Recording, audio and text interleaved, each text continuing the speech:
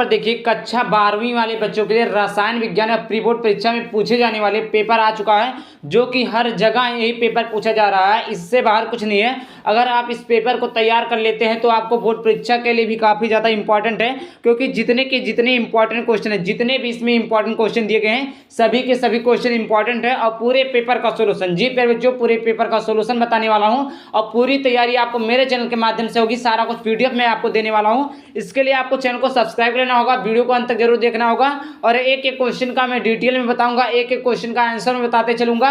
उसके साथ साथ अगर आप लोग किसी भी सब्जेक्ट का पीडीएफ लेना चाहते हैं तो उसको कैसे ले सकते हैं इसको मैं बताऊंगा। तो वीडियो को लाइक कर देना और अपने दोस्तों के साथ शेयर कर देना। आइए वीडियो को स्टार्ट करते हैं। तो सबसे पहले यहाँ पर देख ही सकते हैं, आपको मोबाइल स्क्रीन पर शो कर रहा होगा प्री बोर्ड परीक्षा 2024-25 के लिए। जी प्यारे बच्चों, प्री बोर्ड परीक्षा 2024-25 के लिए रसायन विज्ञान कक्षा 12वीं वाले बच्चों के लिए इंपॉर्टेंट पेपर आ चुका है। सबसे पहले बात करते हैं पूर्णांक की। तो प्यारे बच्चों, पूर्णांक जो रहता है 70 रहता है। जी प्यारे बच्चों, पूर्णांक कितना रहता है? 70 रहता है।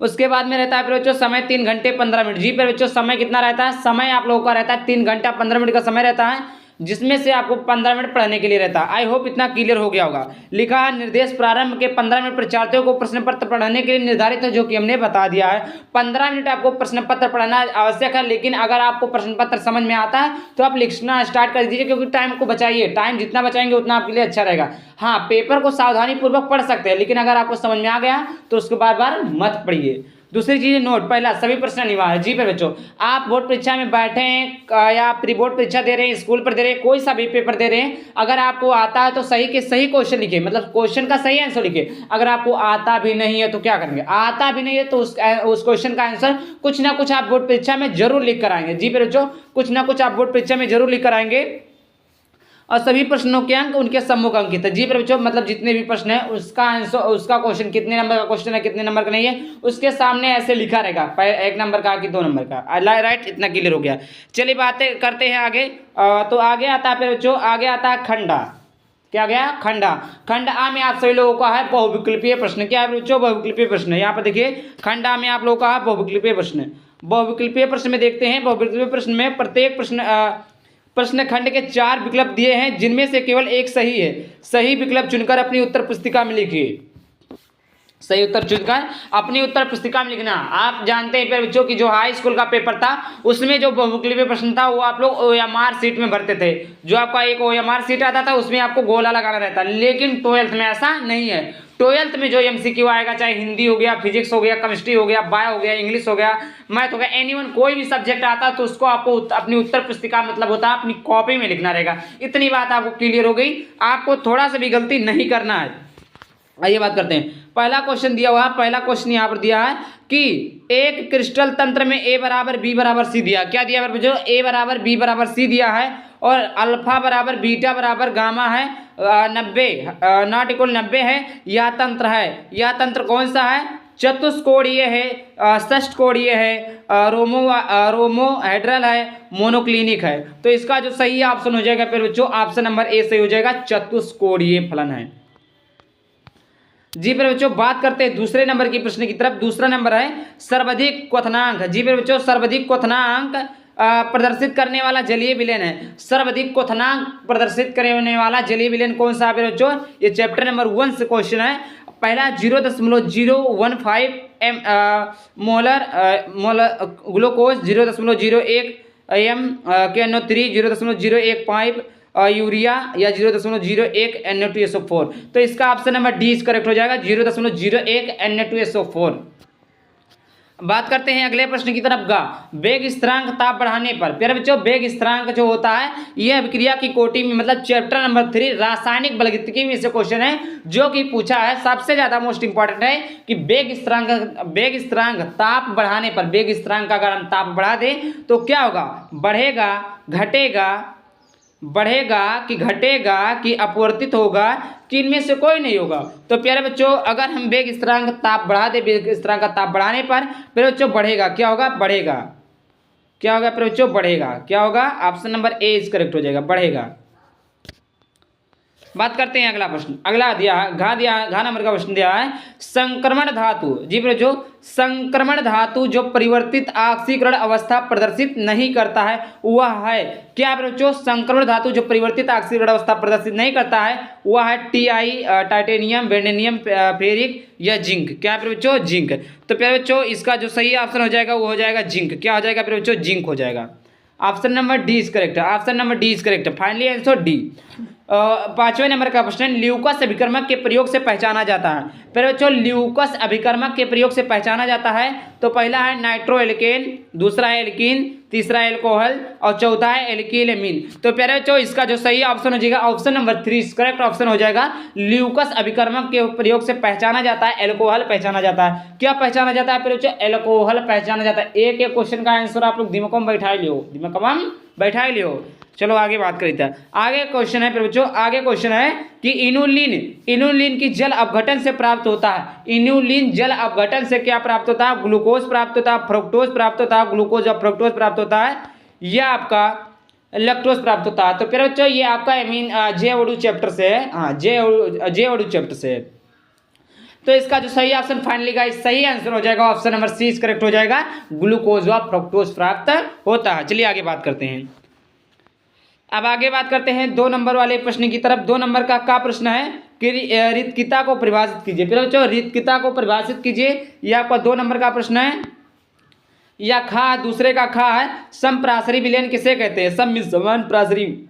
ये आपका चैप्टर नंबर 1 में हमने पढ़ा दिया सारा कुछ, आप लोग देख लीजिएगा। मतलब किसमें प्लेलिस्ट में वीडियो वगैरह पड़े हुए हैं या डिस्क्रिप्शन चेक कर लीजिएगा। आगे बात करते हैं गा नंबर प्रश्न। संक्रमण तत्व तो अनेक संकुलन यौगिक बनाते हैं, स्पष्ट कीजिए। अगर आपको ये सारी क्वेश्चन चाहिए, ये सारी प्रकार के क्वेश्चन चाहिए, तैयारी करनी है तो आपको टेलीग्राम ग्रुप अनमोल अकेडमी 33 को ज्वाइन कर लीजिएगा। वहाँ से बहुत सारी चीज़ें आपको मिल जाएगी। और चौथा नंबर का प्रश्न है हुंस डीकर अपक्रिया का रासायनिक समीकरण दीजिए। फिर जो हुंस डीकर अपक्रिया is very important topic for board exam 2025। इसका मैं पूरा सोल्यूशन टोटल जितने भी आपके महत्वपूर्ण अपक्रियाएं हैं, महत्वपूर्ण परिभाषाएं, महत्वपूर्ण नियम हैं, सभी नियम सभी परिभाषाएं को हमने पढ़ा दिया। आप लोग जाकर चैनल पर पढ़ा है उससे आप देख सकते हैं। वीडियो को देखेंगे नहीं तो कैसे काम चलेगा? आप जाइए वीडियो खोलिए देखते जाइए। अभी रिसेंटली हमने ये सारी वीडियो को पढ़ा दिया है, टॉपिक को पढ़ा दिया है। बात करते हैं आगे। चौथे नंबर का प्रश्न है कि क्रिस्टलीय तथा अक्रिस्टलीय ठोसों में अंतर लिखिए। क्रिस्टलीय क्या होता है तथा अक्रिस्टलीय ठोसों में अंतर लिखिए, जो कि आपका 3 नंबर का प्रश्न है। राउल्ट के वाष्पदाब अवनमन को परिभाषित कीजिए तथा उसकी सीमाएं बताइए। राउल्ट का नियम किसी वाष्पदाब में अपेक्षिक अवनमन उसके मोल प्रभाज्य मूल अंश के बिल्ले के मूल अंश से मूल प्रभाज्य के समान होता है। किसी वाष्पदाब में अपेक्षिक अवनमन उसके मोल प्रभाज्य मूल अंश के बराबर होता है। यही चीज़ें तो हैं। P naught minus P upon P naught बराबर small W upon small M upon capital W upon capital M, या कह सकते हैं P naught minus P S upon P naught बराबर हो जाएगा N by N small N upon capital M. इस प्रकार हो जाएगा। ये small N upon N plus N रहेगा। फिर उसके बाद में ये सही होगा। ये चीज़ें आपकी है। और उसके बाद में है फिर बच्चों, उसके बाद में गा नंबर का प्रश्न कोलराउस का नियम। कोलराउस नियम लिखिए। कोलराउस का नियम तो आपने पढ़ा कि अनंतता पर किसी विद्युत अपघट्ट की मोल चालकता उसमें जो लवण रहता है उसके लवण के अनंतता पर किसी विद्युत अपघट्ट की मोलर चालकता जो होता है उसके धनायनों तथा ऋणायनों के मोलर चालकताओं के योग के बराबर होता है। ठीक, ये चीज़ें भी हमने आप लोगों को पढ़ा दिया। आगे बात करते हैं निम्न पर संक्षिप्त टिप्पणी लिखे। निम्न पर संक्षिप्त टिप्पणी लिखे किस पे? ब्राउनीगत टिंडल प्रभाव सरल संख्या। 5वें नंबर का प्रश्न है जो कि 4 नंबर का है। ओजोन एक एकाक्षीकारक तथा अपचायक पदार्थ है, कारण सहित आवश्यक समीकरण दीजिए, जो कि 4 नंबर का है। उसके बाद में बच्चों खा नंबर का प्रश्न है हेलो एल्केन में प्रतिस्थापन अपक्रिया की क्रियाविधि लिखिए। Halo alkane hello means halogen परिवार, एल्केन मीन्स CN2N+2। तो हेलो एल्केन में क्या बताना है? प्रतिस्थापन अपक्रिया की क्रियाविधि लिखिए। और गा नंबर का प्रश्न है 72 ग्राम जल तथा 92 ग्राम एथिल अल्कोहल के मिश्रण में दोनों के मोल प्रभाव की गणना कीजिए। इंपॉर्टेंट, बहुत ही आसान है, 4 नंबर का है। निम्न पर संक्षिप्त टिप्पणी लिखना है। फिर बच्चों निम्न पर संक्षिप्त टिप्पणी लिखना जो कि 5 नंबर वाले प्रश्न है। देखिए यही जो भी हमने बताया कोलराउस का नियम NaCl HCl CH3 CO19 के लिए सीमांत मोलर चालकता डेलम क्रमशः 126.4 centimetre semi inverse mole inverse 425.9 siemens centimetre square mole inverse है। CH3 COOH के लिए ए का ए नॉट की गणना कीजिए। अथवा करके दिया अभिक्रिया की कोटि से आप, फिर अच्छा इससे आसान है, मैं जानता हूँ कि इससे आसान ये वाला प्रश्न है कि अभिक्रिया की कोटि से आप क्या समझते हैं। प्रथम कोटि की अभिक्रिया के लिए आपके वेग स्थान की का व्यंजक निकालिए। खा नंबर का प्रश्न है। फिर बच्चों खा नंबर का प्रश्न है, संक्रमण तत्वों के निम्नलिखित गुणों की व्याख्या कीजिए। संक्रमण तत्वों के निम्नलिखित गुणों की व्याख्या कीजिए। क्या है, धात्विक प्रकृति है, अनुचुंबकीय लक्षण, गलनांक क्वथनांक, आयनन ऊर्जा है या उत्प्रेरक है, यह उत्प्रेरक गुण। इन तत्वों के निम्नलिखित गुणों की व्याख्या करनी है। अथवा करके प्रश्न दिया हुआ है जो अथवा करके है, मेथिल अल्कोहल बनाने की दो विधियों का वर्णन कीजिए। आवश्यक रासायनिक समीकरण भी लिखिए। मेथिल अल्कोहल से डाई मेथिल ईथर कैसे प्राप्त करेंगे, 7वें नंबर का प्रश्न है। देखिए, प्रयोगशाला में ओजोन गैस बनाने का सचित्र वर्णन कीजिए। ओजोन के 2 ऑक्सीकरण गुण भी लिखिए। ये आपका है अथवा करके आप लिख सकते हैं। पर बच्चों यहाँ पर देखिए क्वेश्चन दिया हुआ है, क्या होता है जब केवल रासायनिक समीकरण दीजिएगा, 5 नंबर का ये प्रश्न है, ये आप लिख सकते हैं। फिनाल से जस्ते के चूड़ के साथ गर्म किया जाता है। दूसरा, नाइट्रोबेंजीन का अपचयन अम्लीय माध्यम में किया जाता है। तीसरा, ग्लूकोज की फेनिल हाइड्रोजन से अभिक्रिया होती है। चौथा, फॉर्मल्डिहाइड अमोनियम से अभिक्रिया होती है। खा नंबर का प्रश्न है, निम्न संकुल यौगिकों के आईपीसी नाम लिखिए। जेनोएज, ये आपका पहला, दूसरा, तीसरा, चौथा, पांचवा। इसका भी मैंने सॉल्यूशन करा दिया, देख लीजिएगा। अगर आप लोग कहते हैं तो सॉल्यूशन भी लाऊंगा इस सभी क्वेश्चनों का। प्रयोगशाला में एसीटोन बनाने की विधि का सचित्र वर्णन कीजिए। इसके निम्न के साथ अभिक्रियाओं का समीकरण लिखिए। CsCl3 CaOCl2 और उसके बाद में PCl5। ये सारे क्वेश्चन थे जो हमने बता दिया। पीडीएफ वगैरह के लिए टेलीग्राम ग्रुप अनमोल कभी 33 ज्वाइन कर लीजिएगा। अगर आपको और सारे पीडीएफ चाहिए, 200 से अधिक पीडीएफ चाहिए मात्र 99 रुपये में, तो आप कॉन्टैक्ट कर सकते हैं 9696458816। वीडियो को डिस्क्रिप्शन में सारा कुछ दिया हुआ, कितना क्या चीजें रहेंगी सब कुछ मिल जाएगा। वीडियो पसंद है वीडियो को लाइक करके चैनल को सब्सक्राइब करना। चलिए टॉपिक के साथ, तब तक के लिए बाय बाय, थैंक यू, जय हिंद, जय भारत, वंदे मातरम।